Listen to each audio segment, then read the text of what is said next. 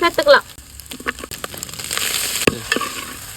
Hi friends, எல்லாம் நல்லா இருக்கீங்களா? கோதுமை மாவு வச்சு குட்டீஸ்களுக்கு பிடிச்ச மாதிரி ஒரு நூடுல்ஸ் செய்ய போறோம். வாங்க எப்படி செய்யலாம் பார்க்கலாம். சட்டி வச்சுக்கலாம், தண்ணி ஊற்றிக்கலாம்.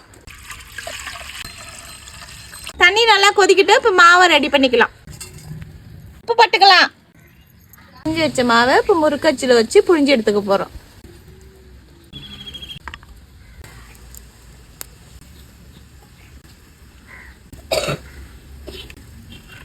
ஊத்திக்கலாம், முட்டை உடைச்சு ஊத்திக்கலாம்.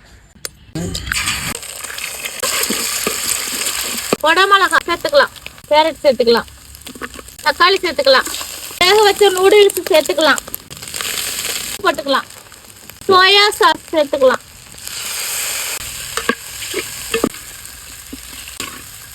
அவ்வளவுதான், சூப்பரா நூடுல்ஸ் ரெடி ஆயிடுச்சு.